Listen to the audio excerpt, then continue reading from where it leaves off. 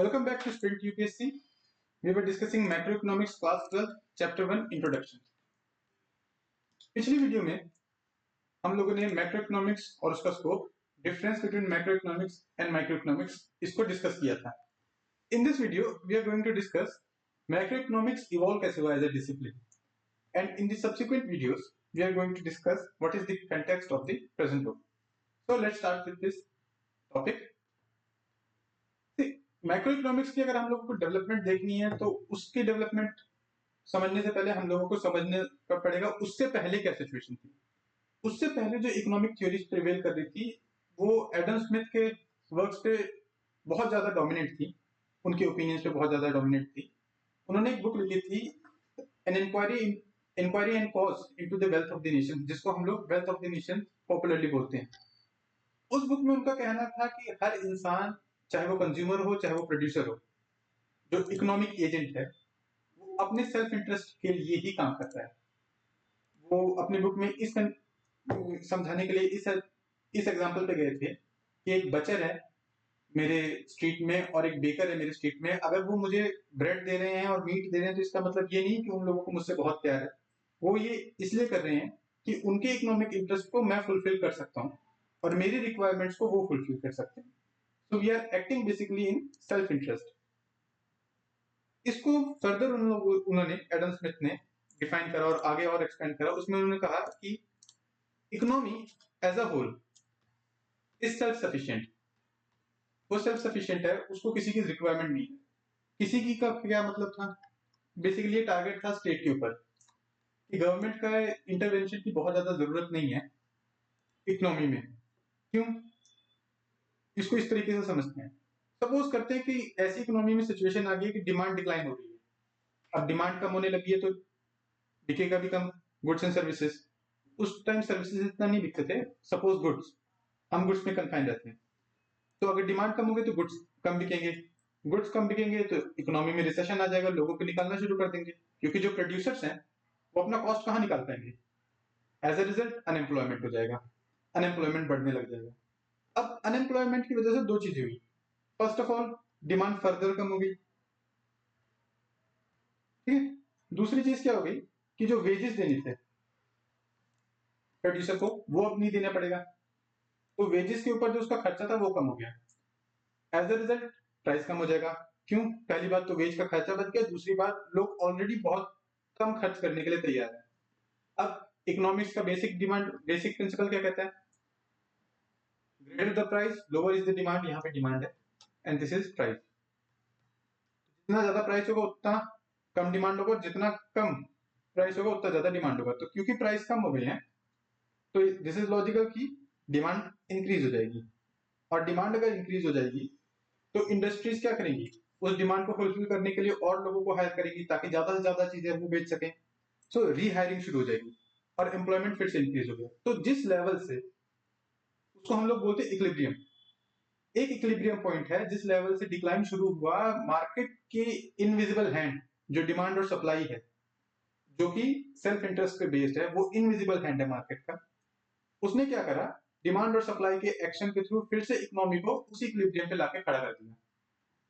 In the long run equilibrium can be attend with the help of invisible hand of the market force. Invisible hand of market force सब कुछ equilibrium पे ले आएगी. इसलिए long run में economy क्योंकि self sufficient है, state की कोई रिक्वायरमेंट नहीं है. लेकिन फिर 1929 और 1933 का ये पीरियड आता है. एडम स्मिथ की और एक और जेंटलमैन थे, सेज लॉ, उनके नाम से मिस्टर से. इनकी इकोनॉमी को वेस्टर्न इकोनॉमीज में, प्राइमरली यूएस और वेस्टर्न यूरोपियन कंट्रीज में बहुत ज्यादा सपोर्ट करा जा रहा था और उसी को फॉलो करा जा रहा था. अंटिल दिस इवेंट हैपेंड 1929 और 1933 का ग्रेट इकोनॉमिक डिप्रेशन. इस डिप्रेशन में इतना स्ट्रॉन्ग डिप्रेशन हुआ था जब रिसेशन शुरू हुआ था. रिसेशन के बाद अनएम्प्लॉयमेंट आ जाता है और अनएम्प्लॉयमेंट के बाद हम लोग देखते हैं कि प्राइस लेवल्स कम हो जाते हैं और उसके बाद फिर हम लोग देखते हैं कि रिकवरी शुरू हो जाती है इकोनॉमी में. लेकिन ये रिसेशन इतना स्ट्रॉन्ग था कि कहीं भी हम लोग रिकवरी का चांस देख ही नहीं पा रहे थे और लोग भूल गए थे कि इक्विलिब्रियम लेवल क्या था. वो जिस इक्विलिब्रियम लेवल पे एडम स्मिथ बात करते थे, जिसकी एडवोकेसी करते थे कि वहां पे मार्केट की डिमांड और सप्लाई के जो इक्वेशंस हैं अपने आप सबको बराबर लेके आ जाएगी, वो इक्विलिब्रियम लेवल अब सच में इनविजिबल हो गया था। तो अब उसके लिए सोचा गया कि ये हुआ क्यों, उसको हम लोग पढ़ेंगे। उससे पहले हम लोग समझते हैं कि 1929 और 1933 में बेसिकली हुआ क्या था। 1920s में हम लोगों ने यूएस मार्केट में बहुत तगड़ा बूम देखा था, बहुत ज्यादा डिमांड बढ़ी थी, दिस इज हायर डिमांड। अब उस डिमांड की वजह से इंडस्ट्रीज एक्सपेंशन कर रही थी, और एक्सपेंशन में जो इनएविटेबल है वो है हायरिंग। एम्प्लॉयमेंट बढ़ी, एम्प्लॉयमेंट बढ़ने के साथ इनकम लेवल्स भी लोगों की बढ़ रही थी। अब उस इनकम का आप क्या करोगे? इनकम का एक पार्ट आप कंज्यूम करते हो, मतलब खर्च करते हो घूमने फिरने पे, खाने पीने पे। दूसरा पार्ट क्या करते हो? You save. अब जितनी भी डेवलप्ड इकोनॉमीज हैं उस टाइम पे और आज भी कुछ हद तक डेवलप्ड इकोनॉमिक्स में सेविंग्स के ऑप्शन ऐसे नहीं होते जिससे हम लोग इंट्रोड्यूस्ड है। हम लोग क्या करते हैं, अगर हम लोगों को सेविंग करना होता तो हम लोग बैंक में चले जाते हैं, वहां पे ये ऑप्शन नहीं है। वहां पे तो ऐसी इकोनॉमी, ऐसे बैंकिंग सिस्टम है कि आपको बेसिकली पनिश करा जाता है बैंक में सेव करने के लिए। तो वहां पे एक ऑप्शन होता है कि गवर्नमेंट बॉन्ड्स इशू करती है कि उसको उधार चाहिए, उसके बदले में ये पेपर मैंने इशू कर दिया, आप या तो ये खरीद लो अगर आपको इंटरेस्ट कमाना है, या फिर आप इन्वेस्ट कर दो कंपनी के स्टॉक्स में। This is another option. ये सेविंग के ऑप्शन तब भी थे, अब भी थे। अब इनकम जैसे जैसे बढ़ती जा रही है, ये जो सेविंग का प्रोपोर्शन है वो भी बढ़ता जा रहा है, सेविंग अमाउंट भी बढ़ती जा रही है, उसका फर्दर इन्वेस्ट होता जा रहा है इन्वेस्टमेंट चैनल्स में, इन्वेस्टमेंट रूट्स में। इसको रॉन्ग सिग्नल ले लिया कंपनी ने, क्योंकि इन्वेस्टमेंट डिमांड बढ़ती जा रही है और इन्वेस्टमेंट मार्केट में बहुत ज्यादा आता जा रहा है। इसका मतलब है कि हम लोगों को एक्सपेंशन और बढ़ाना है, और गुड्स एंड सर्विसेज को सप्लाई करना है, और ज्यादा उसके लिए हायरिंग करनी शुरू करी। न केवल हायरिंग, रॉ मटेरियल खरीदना या फिर बैंक से लोन लेना, वो बहुत बड़े हद तक, बड़े स्केल पे होने लग गया था, अंटिल एक ब्लैक थर्सडे का ब्लैक स्वान इवेंट हुआ। इंडस्ट्रीज ने अपनी सप्लाई को इतना ज्यादा बढ़ा दिया था कि हाउस होल्ड, मतलब हम लोग जो कंज्यूमर है, वो उस सप्लाई को कंज्यूम करने की कैपेसिटी नहीं रखते थे, इतनी सप्लाई बढ़ चुकी थी। There was gross misappropriation between supply and demands. Supply बहुत ज्यादा थी, डिमांड उतनी नहीं थी। एज अ रिजल्ट वहां पे मार्केट का कोलैप्स शुरू हो जाता है ब्लैक थर्सडे को, और फिर वहां से हम लोग देखते हैं कि इकोनॉमी डाउन ट्रेंड में जानी शुरू हो जाती है।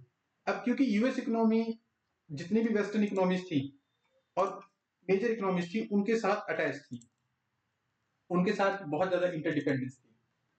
अब क्योंकि यूएस इकोनॉमी का कोलैप्स हो गया, तो साथ ही साथ सारी वेस्टर्न इकोनॉमीज और ग्लोबल इकोनॉमीज इन जनरल और वेस्टर्न इकोनॉमीज प्राइमरली, उनका भी कोलैप्स होना शुरू हो गया। अब यहाँ पर क्वेश्चन सब लोगों ने पूछना शुरू करा कि ये हुआ क्यों, और क्यों मार्केट रिकवर अपने आप को नहीं कर पा रहा है, और क्यों उस इक्विलिब्रियम लेवल पे हम लोग नहीं आ पा रहे हैं, जिसकी वकालत एडम स्मिथ कहते थे। और वो लॉन्ग रन कहाँ है, वो लॉन्ग रन क्या है जिसपे मार्केट अपने आप को फिर से नॉर्मलाइज कर देगा। इसका जवाब दिया था इन जेंटलमैन ने, John Maynard Keynes. He was a British economist. जैसा कि एडम स्मिथ ने कहा था कि लॉन्ग रन में सब कुछ इक्विलिब्रियम पे आ जाएगा, तो इनका बहुत फेमस एक लाइन थी, in the long run we may not exist. हो सकता है लॉन्ग रन में सब कुछ आ जाए, लेकिन लॉन्ग रन में अगर हम जिंदा ही नहीं बचे तो लॉन्ग रन का करेंगे क्या? J M Keynes was of this opinion. तो इनके हिसाब से करने की क्या जरूरत थी? इनके हिसाब से एग्रीगेट डिमांड इसको बढ़ाने की जरूरत होती है in the short run. See supply in 1930s, supply was much much greater than the demand. उसकी वजह से कंपनीज अपने सामान को नहीं बेच पा रहे थे, और उन्होंने रिसेशन हुआ, लोगों को निकालना शुरू करा, और उसकी वजह से इकोनॉमी कंटिन्यूसली डिक्लाइन में जाती रही। तो इनका कहना यह था कि क्योंकि ये जो इनइक्वालिटी क्रिएट हुई है सप्लाई और डिमांड में, यहाँ पे गवर्नमेंट स्टेप इन कर सकती है। Government can become a shock absorber. जो demand household sector create नहीं कर पा रहा है, अगर गवर्नमेंट वही डिमांड क्रिएट कर देती है तो supply will be equal to demand. और गवर्नमेंट जैसे जैसे अपना खर्चा बढ़ाती है और चीजें खरीदती रहती है, उस वजह से क्या होगा, इंडस्ट्रीज अपने आप को कैरी ऑन कर पाएंगी, और ये जो इफेक्ट है, जो इम्पैक्ट था रिसेशन का, जो इतना स्ट्रांग था, वो उतना स्ट्रांग नहीं होगा। लेटर ऑन जब लोगों की इनकम बढ़ जाएगी तो गवर्नमेंट के पास ये ऑप्शन रहेगा कि किस तरीके से जो उसने खर्चा करा था लोगों पे टैक्स करके वो रिकवर कर ले। लेकिन शॉर्ट रन में गवर्नमेंट का बहुत इंपॉर्टेंट रोल है कि गवर्नमेंट किसी ना किसी तरीके से डिमांड को नॉर्मलाइज करे, डिमांड सप्लाई के बीच में जो इक्वेशन है उसमें पार्टिसिपेट करे। So therefore there is a requirement of state to be an active participant in the economic actions and compensate the lack of aggregate demand. यहाँ पे मैंने एग्रीगेट डिमांड लिखा है क्योंकि बेसिकली हम लोग कंटेक्स्ट जो यूज कर रहे हैं वो हम लोग 1930s के यूज कर रहे हैं, ये रिसेशन आ गया था। रिवर्स भी हो सकता है, गवर्नमेंट एग्रीगेट सप्लाई में भी पार्टिसिपेट कर सकती है। That we are going to discuss in further topics. फिलहाल हम लोग देख लेते हैं कि हम लोगों ने अब तक क्या पढ़ा है। अब तक हम लोगों ने इस वीडियो में पढ़ा कि एडम स्मिथ और उनकी थ्योरीज क्या थी।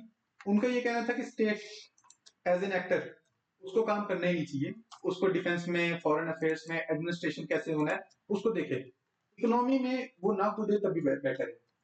लेकिन फिर हम लोग देखते हैं डिप्रेशन है, और डिप्रेशन में जो इनविजिबल हैंड है वो इनविजिबल हो गया, रिकवरी के सारे चांसेस दिखने बंद हो गए, इक्विलिब्रियम कहीं और शिफ्ट हो गया था। और फिर जेएम कीन्स ने अपनी थ्योरीज को सब लोगों के सामने लेके आए और वहां पे कहा कि सी स्टेट का बहुत ही ज्यादा रेलेवेंट रोल है शॉर्ट रन में।